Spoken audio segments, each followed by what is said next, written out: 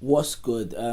Look, if you're already in the multi-millions and making six figures on your business and you're killing it, this is not the video for you. But if you're starting out and this is your first business venture, particularly as a creative, if you're a teenager, if you're just trying to leverage a little idea into something a bit bigger, if you want to go from zero to maybe £1,000, zero to maybe your first 10k, then this video might be beneficial to you and you can carry on watching.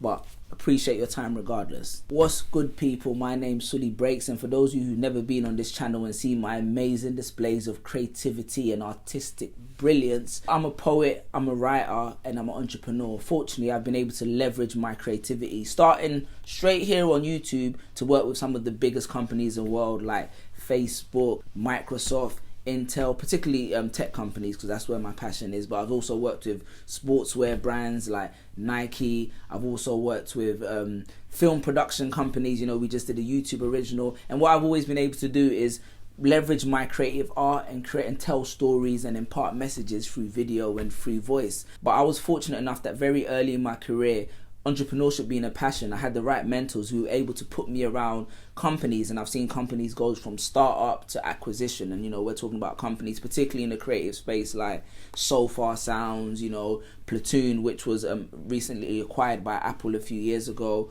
Cano, which I've been with those guys from the start, who are now making the Steam Player, the Donda Steam Player with Kanye West.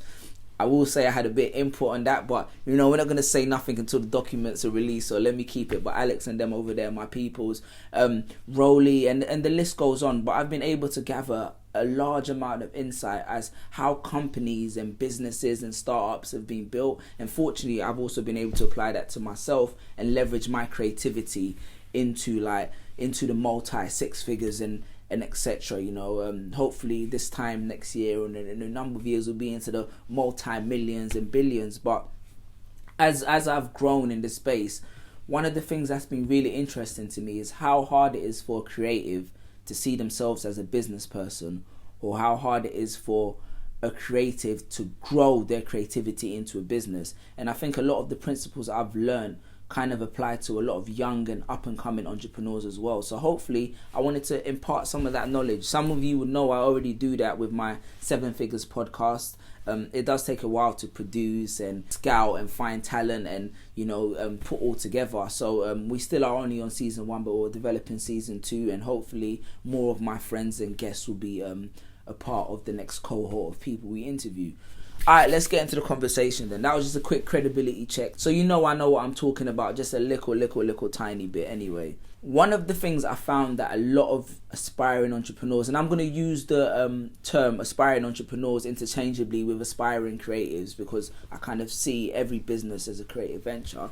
They find it very hard to start a business, and this is what I realize, is because first of all, we're always looking at the success stories, you know, the big ones. We get bombarded with Jay-Z, Ed Sheeran, Beyonce, etc. But also we don't understand the process in building a business. It's really interesting to me because one of the biggest things that I've learned being around a lot of startups and companies is that this thing is all about recipes. When I say recipes, is that if you're going to cook a perfect meal, yeah, and obviously as a black man, you know, we just rely on the spirit of the ancestors and the sauce, but if you're going to cook a perfect meal that somebody's already cooked before, they're going to hand you down a recipe. I actually might write a poem about this. I like this theme, recipe. And they're going to tell you the exact ingredients to building that perfect dish that satisfies the whole family, etc., etc. I've noticed that people that repeat in business, serial entrepreneurs, or people that pass down businesses to their family and businesses that are inherited, the biggest key factor is not talent. Its work ethic is really important, but one of the biggest things I've noticed is that a power to duplicate the recipe or the process into building a business. I used to think a lot of it was kind of like ingenuity, you know, lightning in a bottle, things strike at the right time, which is also true, but process to building a business. And this is where I'm going to plug my thing, but before I get into that, I just want to kind of hammer that down more. So if you're creative right now or an aspiring entrepreneur, the best thing you can do before you start your business is understand business. But not just understand business, understand the business that you are trying to go into. And do not understand Amazon from Amazon Prime, Amazon doing Kanye and Drake concert, or Amazon This Is Us. Is This Is Us on Amazon? That's a banging show, by the way. You need to understand Amazon from when Jeff Bezos was selling books on Amazon, from when he quit his job to be like, this is going to be the largest book retailer in the world. Because what is going to build your business is the process of how you engineer it.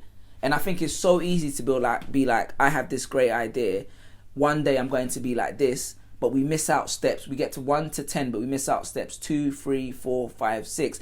And when I say this, you need to understand. Let me give you an example of my YouTube journey. My YouTube journey to my first 1 million views was very meticulously planned. I had a very good experience where someone said to me, you know, YouTube is a science. And I've always said to myself, I'm like a scientist. When they said YouTube was a science, for me, that was a revelation, because it meant that you could study YouTube and you could understand how it works. And this is commonplace knowledge now, but it wasn't 2008, but I won't go into it too much. But what it does mean is that I was able to meticulously study every single person on YouTube. It's not like there's channels like Colin and Samir, big up those guys right now, or other channels like Paddy. I can't remember Paddy's second name. But what it does do, it made me study. I knew all the top videos, how many views they had, where do they rank in the algorithm, all the top creators, etc., etc. But what I was able to do was engineer my first 1 million views from step 1, 2, 3, 4, 5, 6. And I think nowadays, when you're starting a business, this information, especially as a creator, this information is not out there. We only see the highlights. We only see when Doja Cat is performing at these award ceremony. If you want to be a success as a creative, you need to know not just the artist, and this is what I like about artists like Russ. You need to know who their manager is, who their tour agent is, how they found that tour agent, where they did their first show, second show, third show, and gradually build step by step. That is why I actually made this book. And this is not me plugging the book. No, it is me plugging the book. Sorry, why am I saying I'm not plugging? I am plugging my thing. I'm a business person. It's called 50 Business Tips by the Man Them. I don't want you to be put off by the title. I just want it to be accessible, feel relatable, and easy to understand. This is not the only book that tells you about the processes of growing a business. But what I did try to do was make the recipe as simple as possible. Some of this is kind of just general knowledge, and some of this is business. But the way I broke it down was like, I know what it's like to start at a day job and gradually build into a business that becomes your livelihood. So the first tip in there was, don't quit your day job. You can go on the website forthemandem.me, and most of these tips are available for free. And then there's other simple things like learn to negotiate. There's books about negotiation, never split the difference. These are kind of things that we don't think about when we're going into business, but these are things that highly trained business people pass down to their employees or the people that they hire. There's other tips that are very simple. Learn to delegate. Every artist thinks, I just need a manager. But nowadays there's things like Fiverr. There's things like Freelancer. These are ways where you can delegate tasks that are going to be significantly beneficial to the growth of your business. One of the other tips I had was processing. Develop processes. I can also recommend a film. I'm going to have to put all these in the link, so I need to remember this. But there's a film called The Founder. It's about Ray Kroc, the founder of... He's not actually...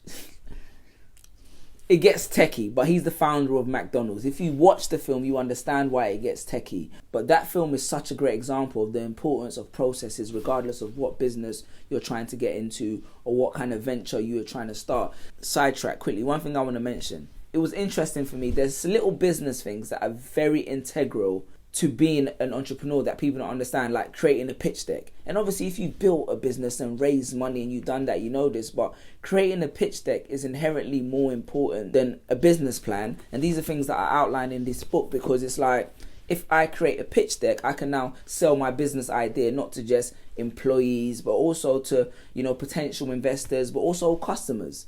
These are little important things that are part of the recipe. I hope I'm making sense. Listen, I'm not going to cap and sit here and be like, I know everything about starting a business. Man is still on this journey myself. I'm still growing.